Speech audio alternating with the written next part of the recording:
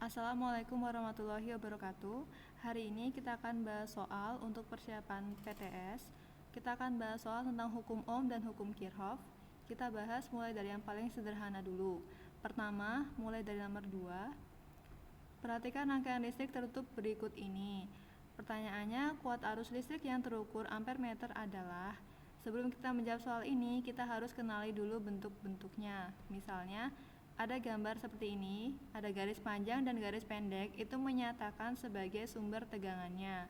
Lalu ada nilai 1,5 volt garis miring 1 ohm, itu menyatakan bahwa tegangan baterai di sini 1,5 volt dan hambatan di dalam baterainya senilai 1 ohm. Nilai 1 ohm ini mempengaruhi nilai arus yang mengalir. Lalu simbol yang seperti ini, yang seperti rumput, itu adalah simbol hambatan listrik, di mana nilainya 1,5 ampere.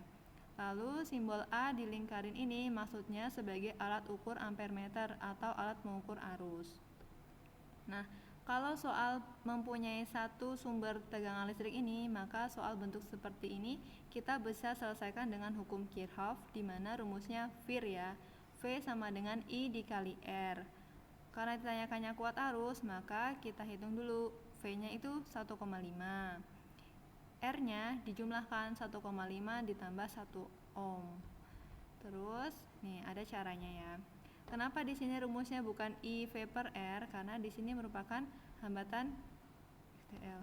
Terus, ini sumbernya tuliskan E itu 1,5 volt. R-nya yaitu hambatan ditambah hambatan dalam baterai. 1,5 ditambah 1. Setelah hitung hasilnya 0,6 ampere. Intinya konsepnya sama seperti hukum Ohm, I sama dengan V per R, tegangan dibagi hambatannya. Gitu. Lanjut, soal nomor 3. Nah, untuk soal nomor 3 ini sering-seringnya untuk bentuk soal hukum Kirchhoff ya, tapi jangan terjebak. Kita bisa menyelesaikan soal ini dengan hukum Ohm. Kenapa? Karena sumber listriknya hanya satu, ini. Lalu, ini adalah pengecohnya ya, padahal ini sebenarnya hambatan paralel. Kalau ketemu soal seperti ini, kita selesaikan dulu hambatan paralelnya, dihitung dulu. Cara ngitungnya gimana? Pakai rumus ini. 1 per Rp sama dengan, ini kan nilai 6 sama 6 ya, 1 per 6 tambah 1 per 6. Karena penyebutnya udah sama, maka kita bisa langsung menjumlahkan. Jadi 1 per Rp sama dengan 2 per 6, maka Rp sama dengan 3. Karena hambatan paralelnya itu sama dengan 3, jadi 6 ditambah 3. Rumus hukum Ohm gimana? Kan rumusnya V sama dengan I dikali R, maka I sama dengan V per R. 9 dibagi 9, maka hasilnya 1 ampere. Ini caranya. Jawabannya adalah nih, A. Oke, lanjut soal yang nomor 4. Nah, soal nomor 4 ini berbeda dengan nomor 2 dan 3 tadi. Soal nomor 4 ini, karena dia memiliki dua sumber, maka soal ini tidak bisa diselesaikan dengan hukum Ohm. Soal ini harus diselesaikan dengan hukum Kirchhoff karena memiliki dua sumber tegangan. Kita baca soalnya.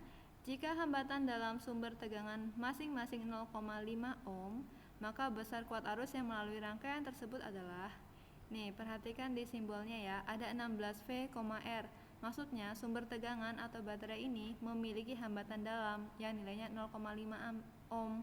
0,5 ohm ini mempengaruhi kuat arus yang mengalir. Nah, kalau ketemu soal seperti ini, kita tentukan dulu arah loopnya. Di sini saya milihnya arah loopnya searah jarum jam. Kita ingat rumus hukum Kirchhoff itu adalah sigma E ditambah sigma I dikali R sama dengan 0.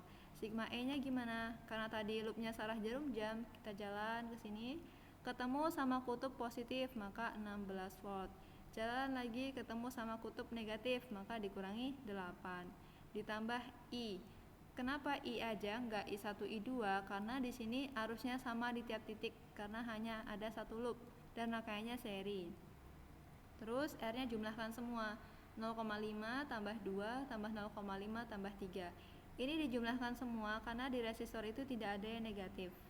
Jumlahkan ketemunya 6I. Ini 8 pindah ruas harusnya negatif 8 ya. Maka I sama dengan 1,3 ampere. Nilainya negatif. Negatif itu maksudnya arah loop yang kita buat berlawanan dengan arah arus yang sebenarnya.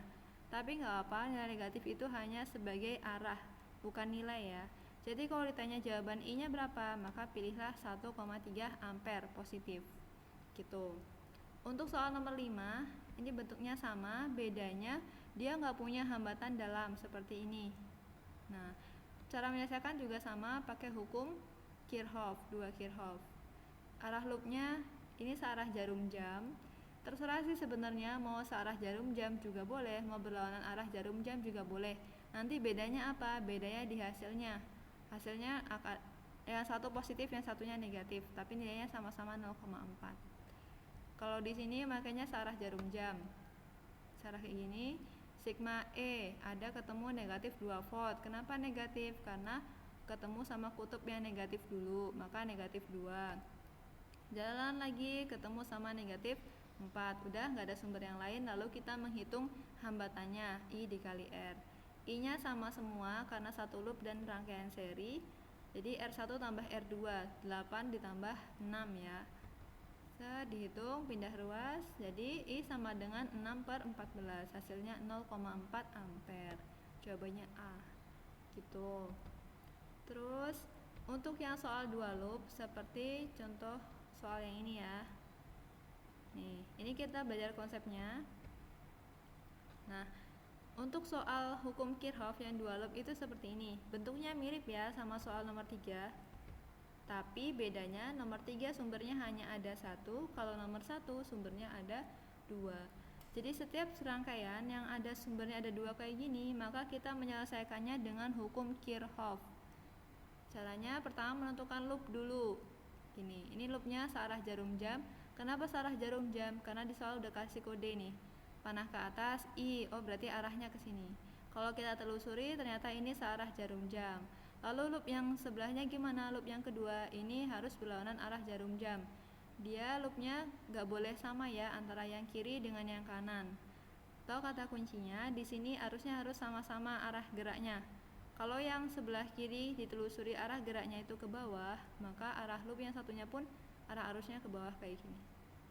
Gitu. Secara nggak langsung arah loopnya berlawanan, yang ini searah jarum jam, yang ini berlawanan arah jarum jam.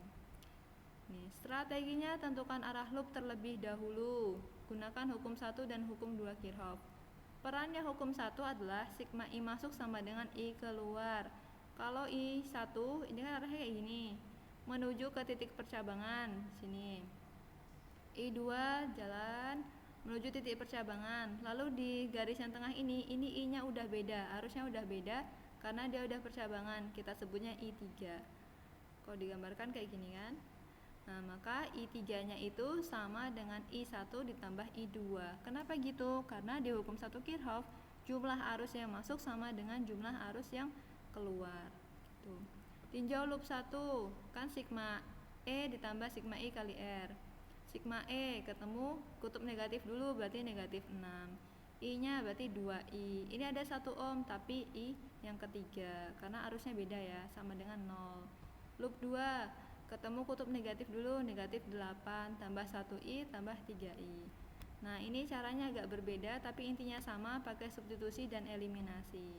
Ada di video saya yang lain tentang hukum Kirchhoff ya, intinya sama. Terus ditanyakannya adalah I1 ketemunya 0,8 gitu. Jadi soal tentang hukum Ohm sama hukum Kirchhoff biasanya nanya seputar arusnya sih. Tuh, tapi ada variasinya macam-macam seperti ini. Oke, sekian, dilanjut di video selanjutnya ya.